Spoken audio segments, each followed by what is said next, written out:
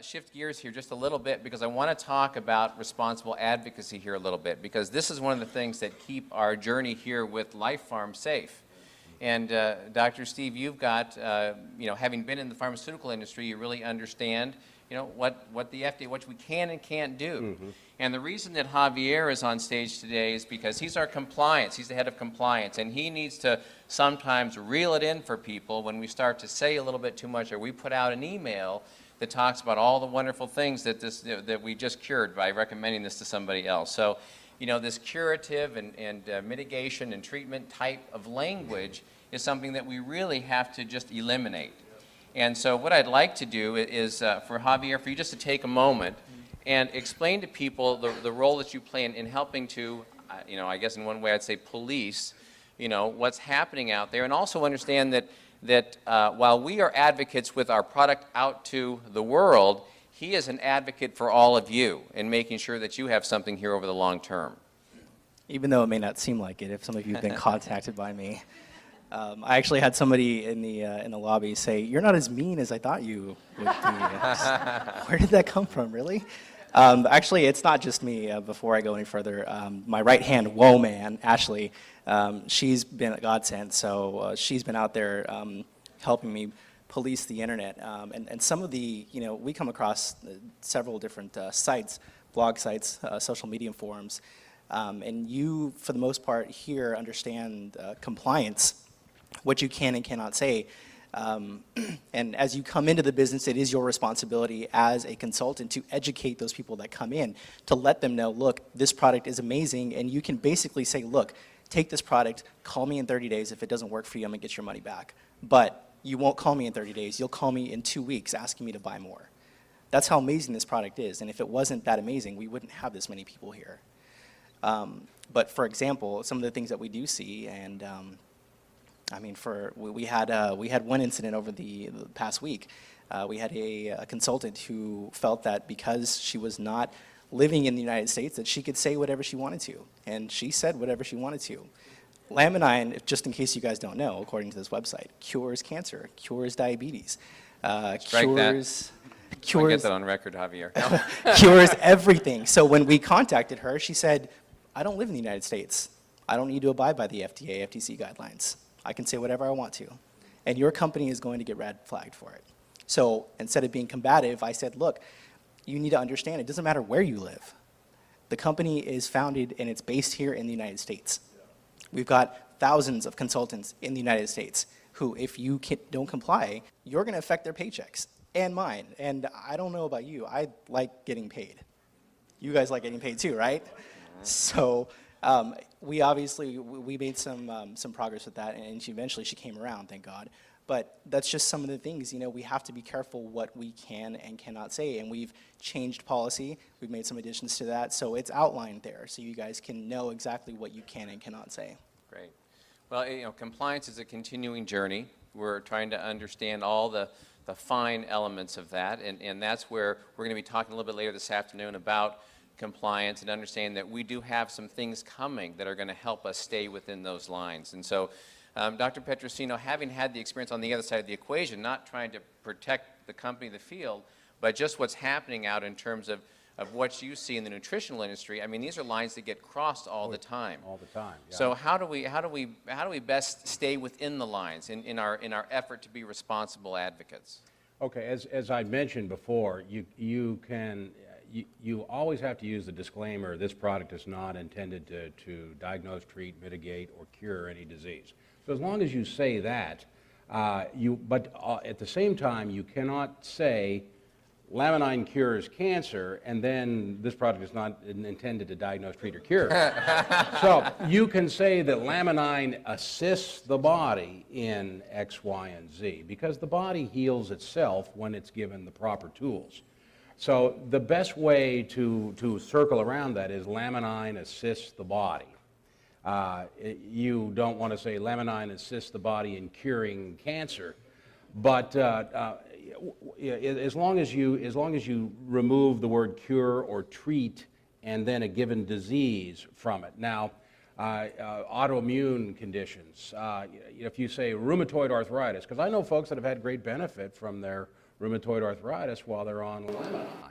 But I can't put on the website, Laminine has been known to treat and mitigate rheumatoid arthritis, because that's a disease treatment claim. And the way that you can, if you ever want something interesting, you can go to the FDA's website, it's fda.gov, and then you can actually put the names in of different companies that sell nutritional supplements, or even network marketing companies. And you can find that there are letters, they're called FDA action letters, that go out, and they go out to principals in these companies when somebody does something that's untoward on the internet. Now, if it's not seen as an action within the company, in other words, if the FDA finds 20 websites from a given company that are all claiming the product cures cancer, then they're going to go after the company. If the FDA sees a letter from one person that says they're going to treat or cure a disease, that first letter usually goes to that individual with probably a copy to the company. So and you can actually, it's interesting reading if you're, at least for me it's interesting reading, but you can actually go on there and see these letters, and it's like they're cease and desist letters, because the FDA has power. I was associated with a company that had a pretty decent product. This was a number of years back, and I won't mention the product's name or the company, but it was a seaweed product, and it was an extract from seaweed, and it had some pretty good anti-inflammatory effects. And the president of the company actually found some research that showed that the product caused apoptosis of cancer cells in a petri dish. Now, apoptosis means that it's pre-programmed cell death, so it just caused those cancer cells to die in the petri dish. Now, that's not a human being, and that's not treating cancer. Well, this individual put on the company's website that the product causes cancer cells to pop. I called him up, and I said, you better get that off of your website. This is the company website. And first of all, apoptosis isn't popping. It's, you got it wrong there, too. But, and they were cells in a petri dish. So in other words, you're implying this drug is effective in treating cancer. And I said, you will hear from the FDA. And he said, well, we have the science to back it. Well, after a while, you couldn't get that product anymore. It was not available. And I went to the FDA's website and saw a picture of a giant earth mover that was heaping dirt on top of $2.3 million worth of the company's product. So the FDA does have a sting, and if you ignore them, they can go and they can seize all the company's product, and they can bury it in a landfill somewhere with impunity. So we don't want that to happen to our product. Good reason to pay attention. Yeah, so pay attention and don't make any claims. Okay. So. Well, at the risk of getting the hook, I want to ask one last question, and just a 15-second soundbite for each one of you. And that, not possible for Steve, so I will come over and hold the mic in front of Steve. But in a 15-second soundbite, each one of you in your own specialty and as practitioners and people of science, you obviously got stirred up when you heard about Laminine or you tried Laminine. What would be a 15-second thing that you could just share with the people out here today that got your attention? Because I think a lot of people, and I'm speaking from people in the field's perspective, going, gosh, I would love to talk to my doctor. If we're going to change the world, we have to affect the current medical model. We have to help with that transition. I think we all are catalysts for that. So what would be a 15-second thing that Dr. Norwood would get your attention? And then let's go on down the line here. All right, I relate to patients. And so when I first heard about Laminine, I immediately thought of some people that I thought would respond to it. And so I called them and I said, this is something I want you to try. And very dramatic, some within days, had dramatic results from the products. What got you to be willing to try it or to look at it? The science. I want to know what the person said to you, the doctor, the practitioner. The science behind it.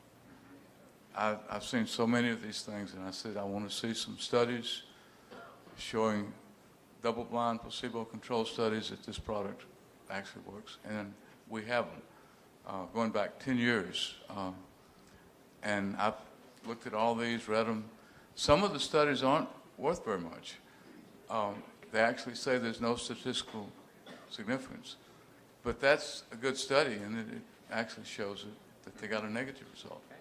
All right. Thank you. Well, I think I kind of already had the science because I'd studied serotonin for so many years with Dr. Robert L. Pollack. So, you know, what got my attention about it was the word pain. In nutraceuticals, we have not had anything effective against pain with the exception of large doses of L-tryptophan, which in high doses can be risky.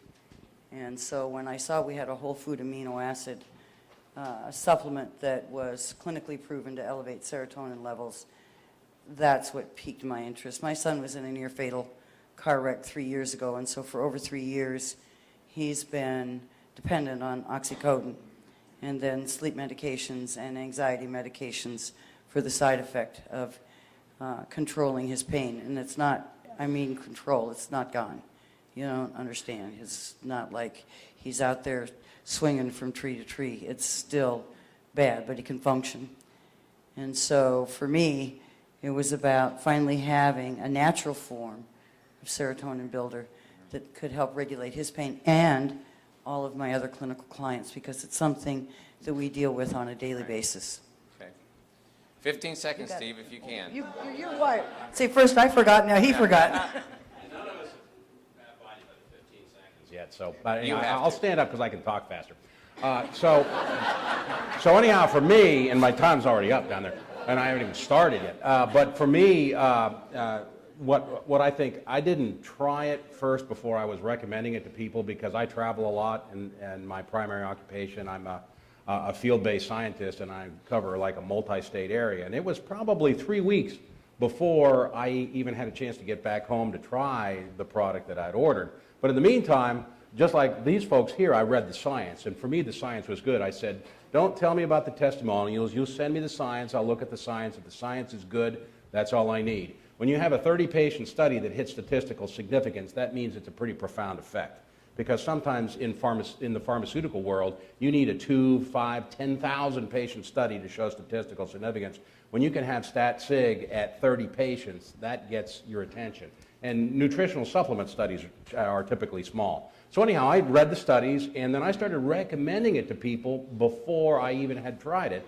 And people say, well, I want to try it first to see how it works. Well, for me, it's like, well, the science is there. I know the science is there. These are reputable journals. It's good data. It's going to work. So, but at any rate, 3 weeks later, I got on the product myself because I finally got home, took it. I was driving down the Pennsylvania Turnpike, and I remember prior to that, maybe a month before, I had said to my wife, Lynn, I know I'm out of time. I'm going to be very quick here. I remember saying to her, do you recall that things were sharper and clearer when you were younger, and as you get old, because I'm over 60, that things are not quite as clear? And she said, yeah, to some extent. But as I was driving down the Pennsylvania Turnpike, it was like a curtain went up, and everything got clear, and so it scared me so much I pulled over into a rest stop and examined my eyes. But that was what first happened to me. And that was 3 days on the product. That wasn't too bad. No, that was great, Steve. That was great. Great. Well, I want to thank all the doctors and the professionals here that have shared their time and energy with us. Really appreciate it, Dr. Norwood, Rena Davis, Dr. Petrosino. Thank you, Javier. I'm looking forward to this afternoon. Let me turn this back over to you, Dr. Kim. Thanks, Dr.